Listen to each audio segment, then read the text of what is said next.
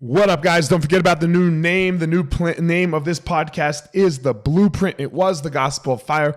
It has become much more about a blueprint for what a successful and skillful life looks like. Remember, not the exact to-dos, but a blueprint for what it's about. So, without further ado, let's jump in. What's up, guys? This is former UFC fighter Elliot Marshall, and you are listening to The Blueprint.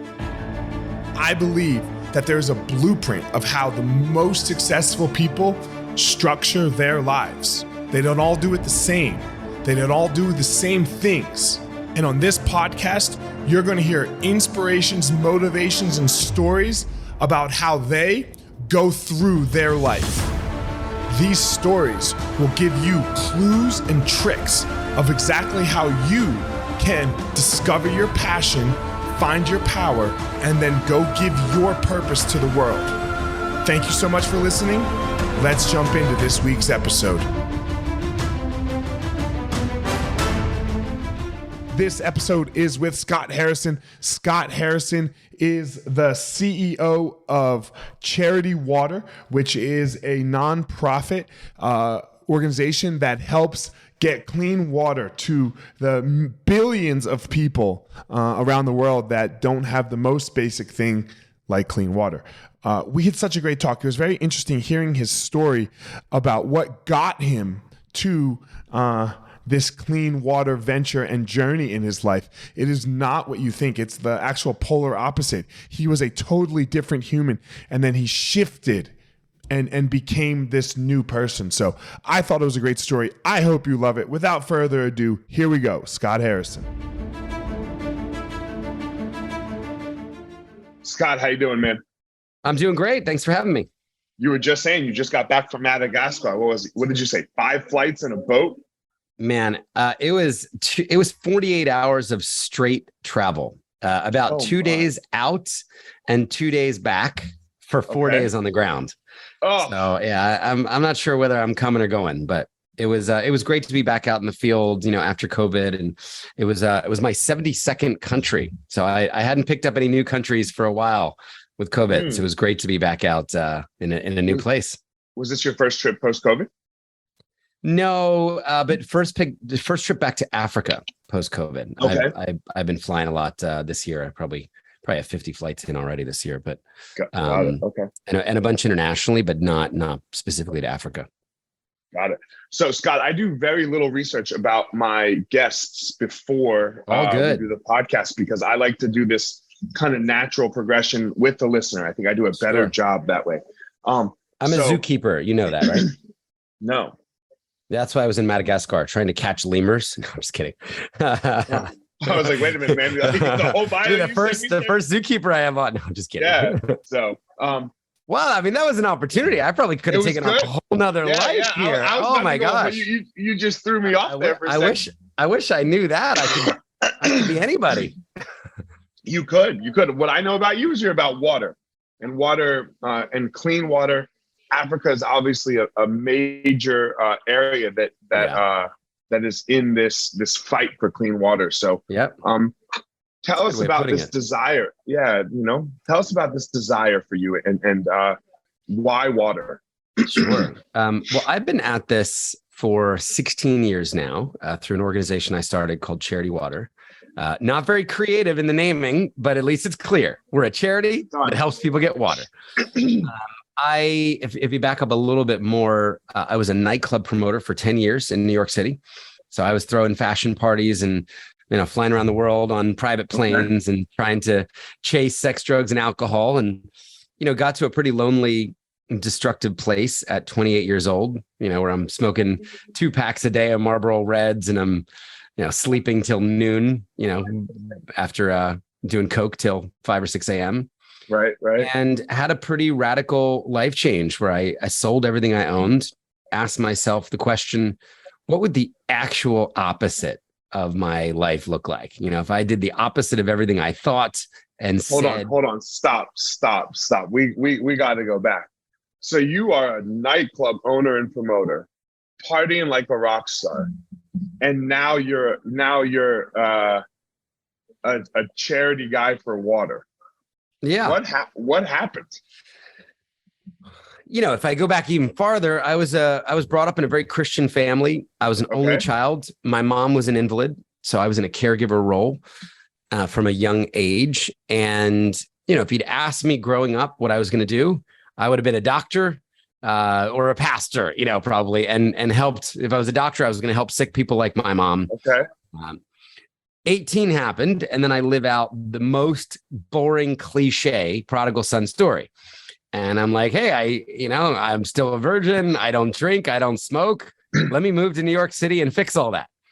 So, you know, I stumbled into this profession in the nightclub business as a promoter, and I worked at 40 clubs over the next 10 years and got to kind of top 8 in the city. I mean, we would have 1,000 people standing outside trying to get past the velvet rope into the club. And, you know, we've got Puffy at table 1 and Jay-Z at table 3. And I'm sitting there at table 2 with, 7 models thinking I'm, the most fabulous guy in New York City.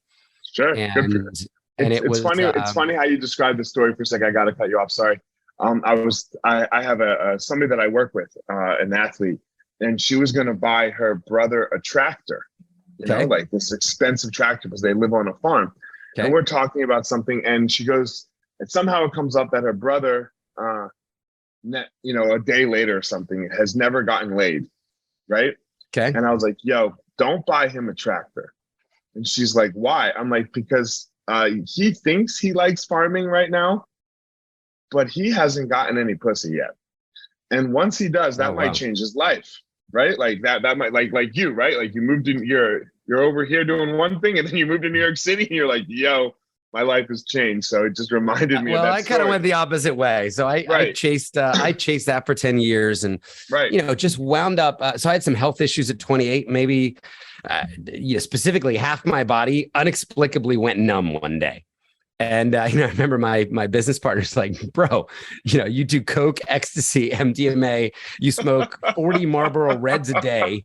And, you sleep like crap. Like, no wonder your body's breaking down, there's no big mystery here. But I was kind of convinced, Elliot, that, I had a brain tumor or some sort of, this was the trigger of mortality, if I'm really honest, because I'd been living like I was going to live forever, only for myself, only for pure hedonistic pleasure. And, you asked the question at 28, well, like, what if I died in a month? What's going to be on my tombstone? What would my legacy be? And the only thing people would say is, here lies a man who's gotten 1 million people drunk or worse.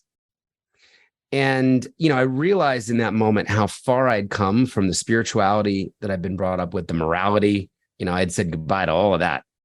And that set me on kind of a 6-month journey to radically changed my life. And I'm a pretty extreme person. So I think I realized a pivot was not needed. This is not a small course correction to go from degenerate club promoter to anything else. And my big idea was, what if I sold everything I owned and volunteered on a humanitarian mission for 1 year? And you were doing well, I'm assuming, as a club promoter. Yeah, we were doing fine. Yeah. Right. The idea was kind of tithe, this biblical idea that I've been brought up with, give 10% of the time that I'd selfishly wasted and see if I could be useful. So I initially applied to 12 organizations, Save the Children, Doctors Without Borders, World Vision, the Red Cross, and nobody would take me. And nobody was interested in a nightclub promoter on their serious humanitarian mission. So I was really, the only group that took me was a group that operated a hospital ship off of the coast of post-war Liberia, West Africa. So this is a country I never even heard of at the time. And I had to pay $500 a month to join the mission. I'm like, this is pretty opposite. It is literally the poorest country on the planet. I have to pay them to show up and serve, and I'm in. And I joined them as a volunteer photojournalist. I was always a pretty good hobby photographer and writer, and that changed my life. So that 1 year turned into almost 2 years in West Africa, where I saw all sorts of massive poverty in a post-war, 14 years of war had left the country with no electricity, no healthcare facilities, no water systems, no sewage or sanitation systems. There was one doctor, just to give you a comparison, for every 50,000 people living in the country.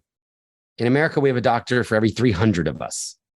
So when you got sick, you were just out of luck. And our doctors were helping as many people as we could. But when I went into the villages, I saw human beings drink dirty water for the first time in my life. I saw a child drink from a green, nasty swamp covered with bugs and crawling with bacteria. And in contrast, I had just been selling $10 bottles of water in my clubs to people who wouldn't even open the water because they were drinking vodka or champagne. So it was really the discovery through the lens of medicine, through the lens of these doctors, that one of the biggest health crises in the world was, at the time, the billion people who were drinking disgusting water every day. The billion people who were literally poisoning themselves with contaminated water. So that was really my jump to the issue. After 2 years with these doctors, I come back to New York City. I'm 30.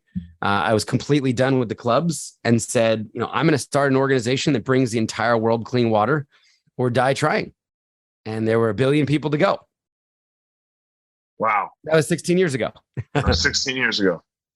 What's this process like? I have a friend, I don't know if you know him, Justin Wren. He Fight for the Forgotten. Yes, he's a MMA fighter, right? Yeah, so he and I he came into my office once. Yeah, nice guy. He and I know each other well. We trained together for a while, and he has Fight for the Forgotten with the Pygmies, where he tries to build water wells for them. Yeah, absolutely. We work in that country, Central African Republic. Yeah, I know who you're talking about. Yeah. He's a good guy. What is it like to do this work? Well, if I kind of fast forward, the organization now, will raise over $100 million a year. We work in 29 countries. We've got about 2,000 people in the field that are constructing any number of different water projects, ranging from a $30 filter to a $300,000 system. So we're solution agnostic, 14 different technologies. What was it like to start this work? I want to change my question. Well, it started in a nightclub. So I love talking about the origin. The only thing I knew how to do was to throw a party. So I just threw a party, charged everybody a $20 donation to get in. And our first night of Charity Water, we raised $15,000. I had promised when I started the charity that we would always use 100% of all donations the public ever gave to directly fund clean water projects. And in a separate bank account, we would raise all the overhead separately from a small group of business leaders. So that was a really unique model 16 years ago. No one else was doing that, where you could say to somebody, hey, you want to give $50? All 50 will go right to help somebody get clean water. You want to give $5 million? All $5 million will go. There's no overhead, no staff salaries, no office rent, no toner for the Epson copy machine. So you did that separately then? I did that separately from wealthier entrepreneurs and business leaders who didn't mind paying staff salaries and those necessary running costs. So that was really unique. So when we came out of the gate, we were able to promise that these tiny donations, all of them would go. And then the second pillar of the organization became to prove where the money went. So we did that in day one, raised $15,000 in cash. People came to a club, made a $20 donation. And then we immediately took the $15,000 to Uganda. We built our first well, and we fixed a couple others in a refugee camp. And then we sent satellite images on Google Earth, photos and video of the clean water flowing from the wells that were built through $20 donations. And, we kind of called this closing the loop. And people were so blown away, Elliot. I mean, some of them didn't even remember coming to the party. And here they get to see the proof, $20 tracked across the world. Right. And we said, let's keep doing these two things on repeat, giving away 100% of all the money that we take in and showing people where their money goes. And, we've raised now $700 million from, well over 1 million donors around the world by following that simple formula. That is crazy. So in the beginning, it was just, there was just, scrapping. I'd meet with a donor. I'm like, do I think I can get $1,000 out of this person for the overhead account? Or are they cynical about charity and are they going to give $1,000 in the water account? So people had such clarity on what they were supporting, which was really helpful. And we did public service announcements and events and exhibitions in parks where we would put dirty water from New York City swamps and rivers into big plexi tanks and say, hey, you wouldn't want to drink this, New Yorkers. Why don't you go help the billion people who were born in these environments where they have to drink dirty water? So we did some pretty cool, edgy stuff early on. Now, when you were doing this, right, and you're starting out here, my question to you is, you have an unproven product, right? For the most part. Yeah. And you're a credibility problem as a nightclub promoter. Yeah. You have I was literally just about to go there. You want the pillar of philanthropy at this point, right? But that's basically what you're doing. How did you convince these people to look, I get the throw a party, everybody donate $20 part, but how about the other part with this overhead part where going to Uganda ain't cheap, man. Yeah. Well, I had 2 years of experience in West Africa, and I'd taken about 50,000 photos. So I was visually communicating. I was walking around in every meeting with a laptop of what I had seen and the solutions that I had seen, and my vision for building this organization that would not only bring clean water to the world, but it would massively reinvent a broken charitable process. We would become the Apple or the Nike or the Virgin of charities. It wouldn't be poverty porn. Well, explain the broken charity process. That's most charities are opaque. So if you were to give to 20 charities at the end of the year, you're going to get you're probably going to get 16 tax receipts and have to chase 4 down. And then, you might get a nice thank you, and then they're going to ask you for more money. It's very rare that an organization says, Elliot, thank you so much for your donation. Here's where it went. And that's what we try to do in the very beginning. Charities also often use shame and guilt to peddle their wares. I don't know if you're old enough to remember, but the Sally Struthers commercials in the 80s, she would have the flies landing on kids' faces in slow motion as they locked sad eyes with the camera. And there came the 800 number. Right. Kids are starving in Africa. You're sitting there by your TV eating your Doritos. Why don't you give some money? Well, that's not how great brands are built. I mean, that would be as if Nike was telling people they were fat and lazy, go for a run. Instead, Nike told stories of people overcoming adversity and doing right. Be like Mike, right? Nike believes that if you are blind and in a wheelchair, you can climb Everest.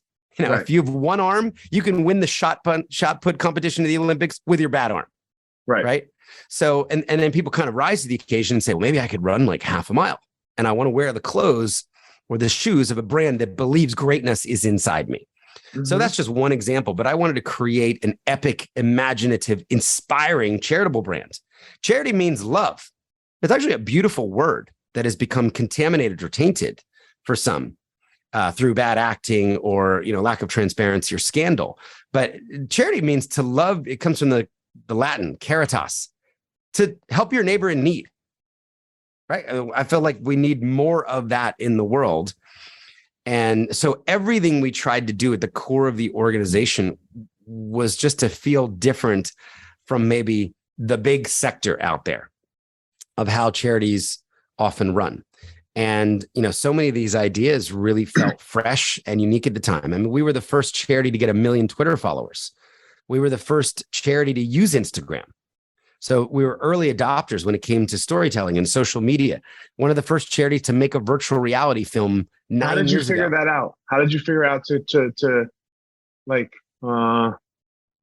that was the way? Because that's a big thing, right? Like understanding. I read a lot. I spent a lot of time in Silicon Valley. I read Wired. I read Fast Company. I was reading, the technology journals. I was out there associating.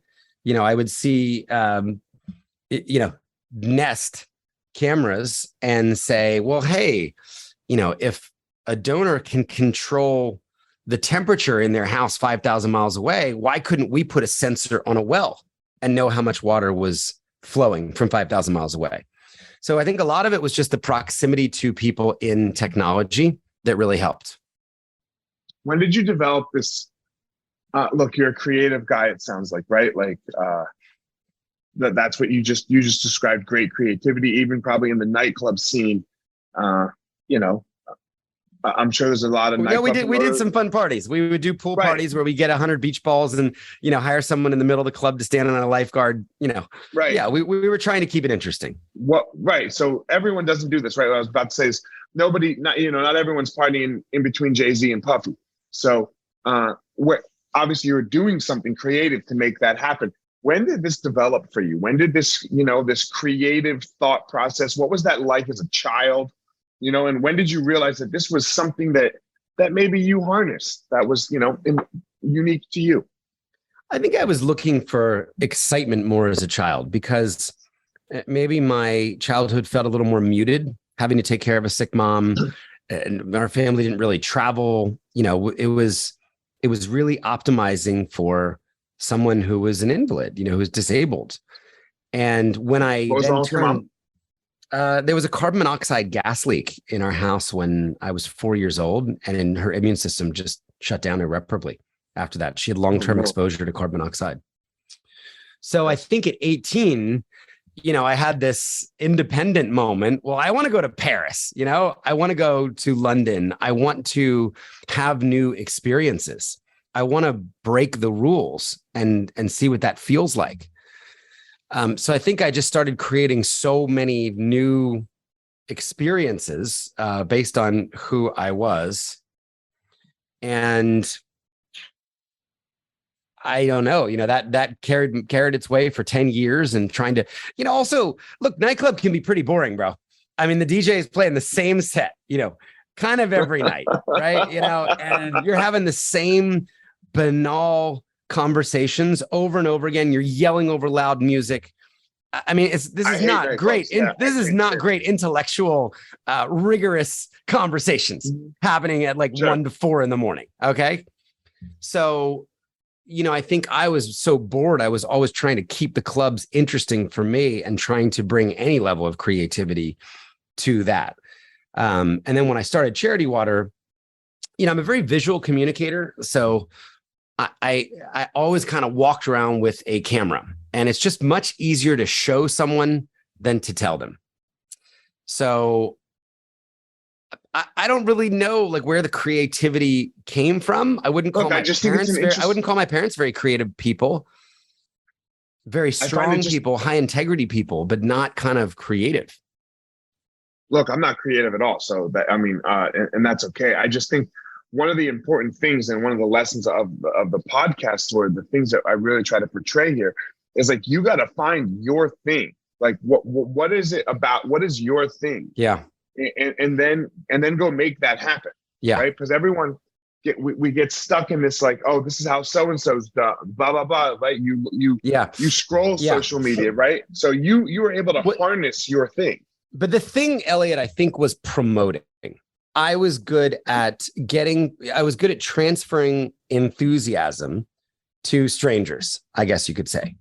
And, I think I channeled that promoting, and I promoted the wrong thing for 10 years. I promoted the idea that if you got past the velvet rope and you sat at the best VIP table and you spent $25 on a cocktail or $1,000 on a bottle of Cristal, and you left with a pretty girl or a pretty guy, who maybe wasn't your partner even, then your life had meaning. You'd arrived. And, that's a pretty empty, I saw a lot of wreckage after 10 years of that. For the last 16 years, I've been promoting something which is far easier, right? Hey, humans need clean water to flourish. Wow, I don't know if I agree with you. Far easier, far better, but easier. Oh, but come on. Whether you're a Republican or a Democrat, or whether you're a person of faith or not, we need water. People need water. I mean, no one has told me to stop getting humans clean drinking water in 16 years. I mean, it's not like, no, let them die from the swamp water. Let the women be raped after an 8-hour walk to, a river. That's not what I'm saying. What I'm saying as far as easier is, hey, Elliot, you got $1,000. Do you want to go spend it helping somebody that you've never met before? Or do you want to have a good fucking time, for a night, let's say? Yeah. The easier is to go have a good time for a night, and I'll do this other thing tomorrow when maybe I feel like it. So that's my disagreement with you on the easier. Okay. Like, Okay. better for the world. Better for the world. Yes. Make you Sure. feel better. Yes. Holistic. Yes. Necessary. Yes. I agree with you. Easier. I don't know if I agree with you. Okay. Okay. Well, fair enough. We can agree to But disagree. I will say, the level of success I had in clubs, I mean, we've raised $750 million. We've helped 15 million people get clean water, which is, it's like 800 Madison Square Gardens full of people. So I think the impact I've made promoting this just from the result. Oh yeah. How many people came to clubs and spent money, or how many people have given to the charity water movement? We've had close to 2 million donors now. I don't think I ever got that many people in nightclubs. Sure, I agree with you. I agree with you on the better side. What keeps you going? Why do you keep doing the work? I think the end goal is really getting everybody clean water. And we started out at 1 billion 16 years ago. Now we're at 771 million. So 2 things. We've made a lot of progress. So it used to be 1 in 6 people alive, as crazy as that is, were drinking dirty water every day, poison. That's so every day. Crazy. Now it's 1 in 10. Okay. And population has grown in the world over the last 16 years. So I think what keeps me going, Elliot, is it's a solvable problem. And there's not a single person alive right now who we don't know how to help. So out of the 771 million humans, I'm not scratching my head saying, oh, they're beyond hope. We could never get water to that village, right? They're so far off the grid. They're just, we got to write them off. Now, there are a lot of hard problems we do not know how to solve. Okay, we don't have a cure for Parkinson's. My mom eventually died of stage 4 pancreatic cancer. She was dead in 3 months.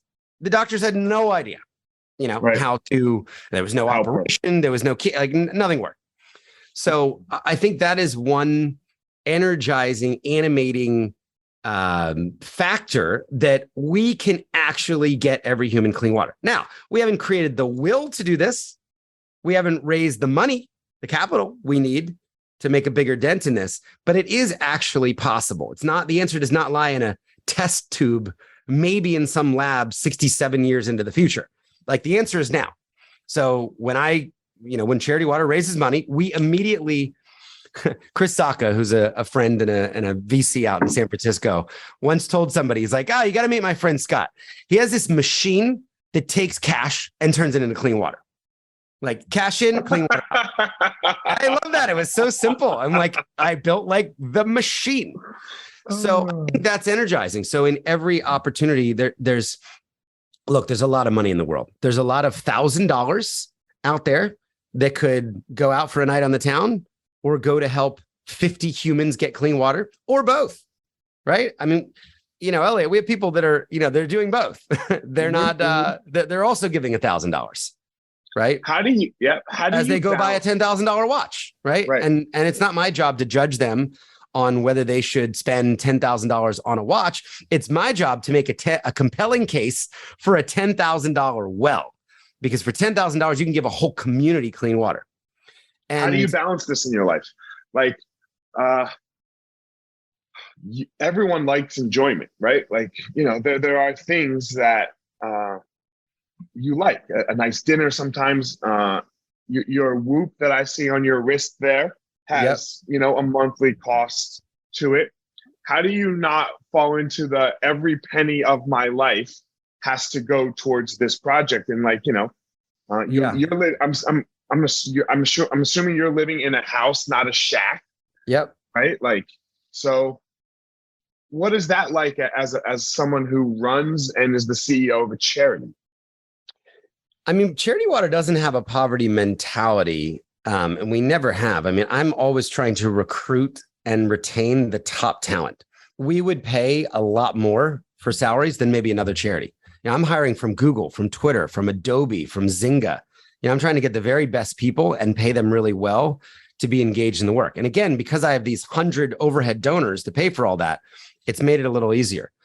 So hold on, I think more. I'm talking about you personally. Yeah, no, I'm going to get there. I'm going to get there. Okay, sorry. But I think that's the overall theme, is that it's not a, give your last penny and burn yourself out and take an oath of poverty, because it's just not sustainable. Right. LA, like if I'm paying someone 20% of a living wage, they might try it for 3 months and then they're going to churn. If I pay them a living wage, they're going to be with me. I have people that have been with me for over 11 years on this mission because they can provide for their families and they can go buy a car or 2 cars for their family. So I think that's the start. For me, I think more in terms of generosity. I wrote a book which became a New York Times bestseller, and I wound up donating 100% of the advance and all the proceeds. So I've now given over $1 million to my own charity. We try to give to many other charities. My wife and I support 20 other causes. Some people we mentor, some things we love what they're doing.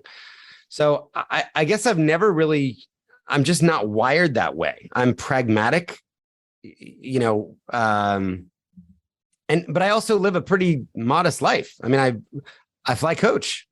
I've never bought a business class ticket with Charity Water's money, and I've done over 1,700 flights. How big are you? I'm 6'1". Yeah, so it sucks. Doing 14 hours on Ethiopian Airlines, it sucks. But the stewardship value is really important to me. The difference between a coach ticket and business class is a well. And nor has any other executive at Charity Water ever flown business. Now, will I upgrade sometimes on my own dime?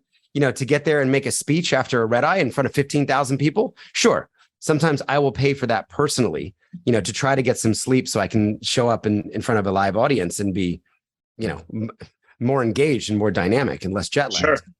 But yeah, I don't know. I try to be generous. My wife and I try to give, 20% of our income every year to Charity Water and our faith community and some of the other great causes we support.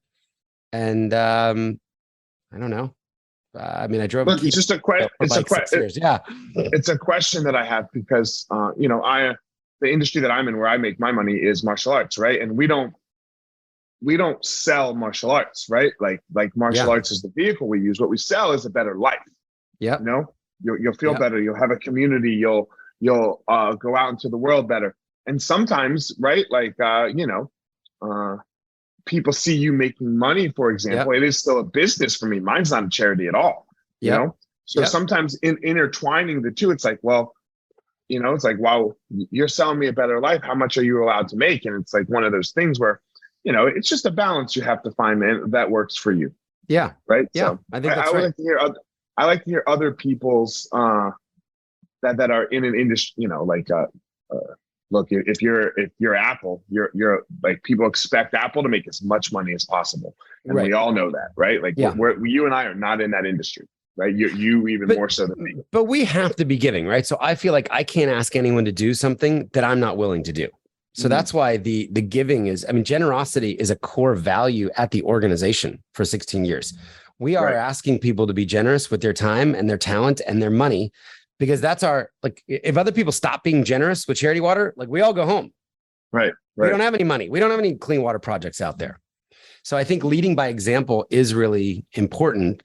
But, I'm happy to go lease a Kia Sorento, that costs $39,000 for my wife and 2 kids. And I don't need a Mercedes. I don't need a BMW, even if I could afford it. But I also don't feel like I need to go pick up a used car, that's $10,000 cheaper. So I think it's just finding that kind of that balance of what works for you, and then just making sure that we're generous and we're giving a lot. What's it like? All the flights you've taken, and what's that like balancing your family life, right? Because these flights are, you Madagascar and back in 4 days. You're jet lagged, you're tired. You just said you have kids. How old are your kids? And how old are your kids? Just 6 and 8. So it gets a lot harder. I'm trying to travel less. I will say, some of the speaking. So I do a lot of speaking here in the States, and I'll pull a kid out of school. I just took my 6-year-old to Washington, D.C., and we did a great 36 hours together. She saw Dad on stage, in front of a couple thousand people. And then we went to the National Gallery, and we went to the Botanical Museum, and we got brunch together. And, she's riding on top of my little, away bag. So there's I'm taking my wife and kids to Uganda next year. And that'll be the first time my kids get exposed to the actual work. They've seen videos, they've met people, but they're going to be in villages without water, and they're going to see wells being drilled and that'll be really exciting. So I'm trying to do less. I mean, I think I was averaging almost 100 flights a year before kids. I'm trying to get that down to the 60s, yeah. down to the 60s. You're down to 50 so far. Yeah, I still got another 15 left. All right. but it's out and back, Elliot. You know, I'm taking the red eye to take my kids to school, you know, to walk in the door at 6:15, right. Where before, you know, I'm gonna go a little less hard. Sure. It's still draining though. It's still draining. How do you balance? I have a lot of energy. How do you balance though? Like you still have to do you, right? Like there's, you know, fun. I recharge through fun. Okay. I like having fun. And like that what? could be paintball, or laser tag with the kids, or roller coasters, or water parks, or skiing, or hunting, or you know, or you are full extrovert, dude, full or extrovert. like you know, or riding ATVs. Okay. You know, my kind of wing programs person at Charity Water, a guy named Christoph, who's been leading our global programs for 11 years. We have to fly to London a lot together for a UK board meeting that we do. We have an entity there as well.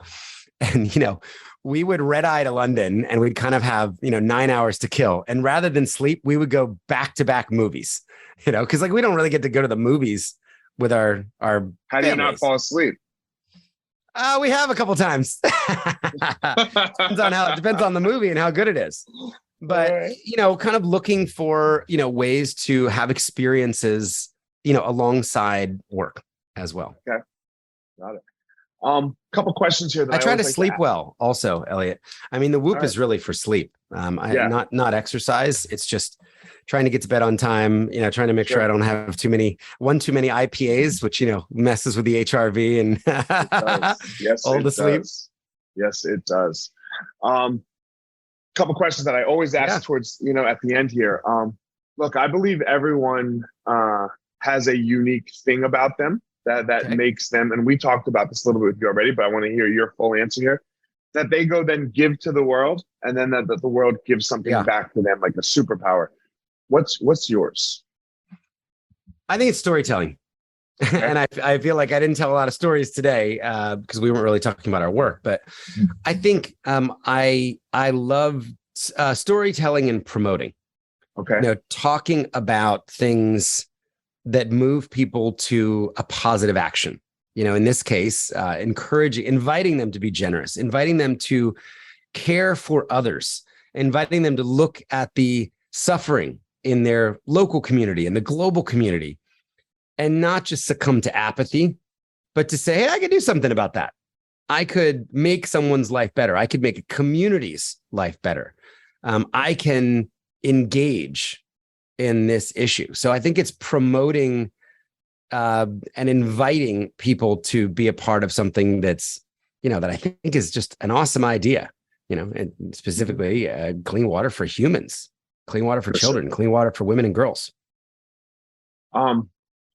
This last question, I always struggle asking it, but I to explain it right, so it's not like, oh, tooting Elliot's horn or whatever. Yeah. But there's a lot of places that you go to that could probably do a really good job, a much better job than coming on this podcast, for example, to promote clean water, right? Like I do not have some massive reach like Tim Ferriss or one of these, or Lewis Howes, one of these massive podcasts, right? Where a lot of rich entrepreneurs are listening and they're gonna be like, oh shit, okay, yeah, I'll go give to Scott's charity now. So why did you decide to do this one? Because I mean, I don't know. I don't know if you're gonna get any money from it, like, or anything.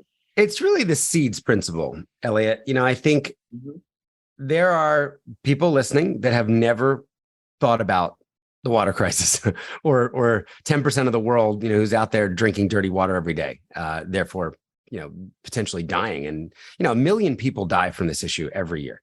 That's like 7 jumbo jets every single day with no survivors, right? Just imagine like debris and bodies everywhere. That's what the water crisis is doing to over 1 million people a year. So you know, I've had so many experiences where I'll just give you one experience. I spoke at a conference once. I'll give you 2 stories. Spoke at a conference once many years ago, and, you know, there wasn't a lot of money raised. There were a couple of people in the audience that did $10,000, right? One water project. And then 7 years later, someone who was in the audience gave $10 million and had sold their company and said that speech, that story left such an impression that they went home and said to their wife, if we ever have money, I'm going to do this thing. And their giving went from 10,000 to 10 million, but it took 7 years.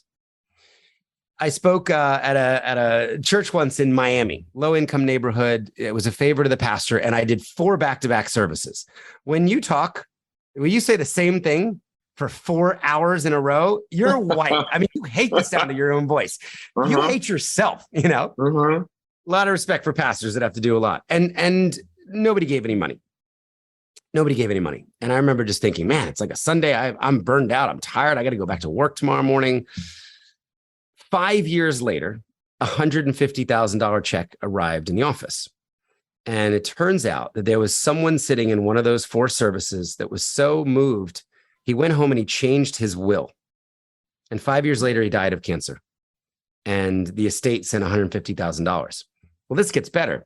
His daughter, and I think daughter and another child turn up in New York, like, who is this charity? Like, is this even legit? Right. And they came in the office and then they learned about our story and what had compelled their father. And they've now given over $1 million. So you never know, Elliot, who's listening. And if you play the long game, some of these seeds will grow into real impact. Maybe there's someone listening that's like, man, a nightclub promoter can go raise like $700 million for some cause. Well, I'm passionate about something else. Like maybe I could go start something. Around sex trafficking or hunger or, healthcare or whatever issue they're passionate about. So I just, I don't know. I think it's 45 minutes well spent, hopefully. Look, I think we get so wrapped up in the I'm busy, my time. Yeah. It's got to be productive. And I've done Lewis Howes and, Bill Simmons and, I've done podcasts that have raised $1 million instantly. Sure. Where their audience is so big and people kind of jump on and say, wow, we can do this. Right. I think you invited me. So I said, yes. Look, it's just something that I like to ask because I think we get too protective of, my time. I need, like, it needs to have an ROI, right? Like this idea of an immediate ROI.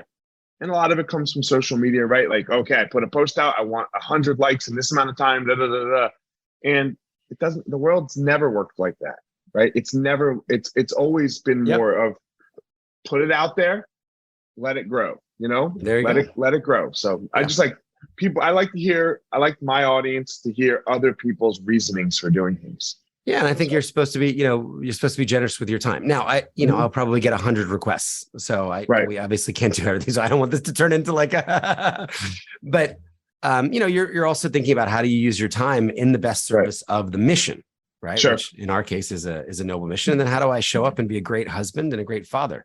I got to take my kid to piano tonight and baseball yesterday. So there's a lot to juggle, but I appreciate you having me on. Yeah. Tell everyone if anybody, all of my millionaire donors, let's go. Come on. This is the web. I'm boring on social media. I post like once a month and it's typically a family something. Charity Water, we're on social media, and then just charitywater.org. We also have an amazing community. So you don't have to be a millionaire to join what we call the Spring. And think of this as like Spotify or Netflix for clean water. People give whatever they can every month. We show them where 100% of the money is going. There's really cool dashboards and trackers that we built inside the Spring. And we've now got about 70,000 people who show up giving 10, 20, 30, 40 a month and that's really where a lot of the growth and the impact. So you could go to and that's charitywater.com. Go to thespring.com. There's also a video. There's a video there that's gotten over 100 million views. So if you want to learn more about our story, it's a short video where you can see some of the images of wells being drilled and what it's like to not have clean water. The video is also called The Spring. So yeah, that's a great place. Thespring.com. Of course, we would love to invite anybody to learn more about our work and to join what's a pretty incredible community. Scott, thanks so much for coming on, man. I really appreciate it. Thanks for having me. Guys, Of course, guys, as always, don't go out in the world and try to be Scott. He has his unique and special power that he gives to the world. Don't go out, don't go out in the world and try to be me. I got my unique thing that I do. Go out in the world, everyone, and find your own power. Thank you so much for listening to this week's episode. I hope you found something useful that you can take and implement into your life. Don't forget to head over to wherever you are listening to this podcast and leave a review. That would be greatly appreciated. Also, go follow me on social media at FireMarshal205 on Instagram. Leave a comment, anything that you would like there. And as always, if you think this would be useful for somebody else that you know for their life, send it their way. That would be greatly appreciated. That's it for this episode, guys. I hope you all have a great day and you go step into that power so that you can give your purpose to the world.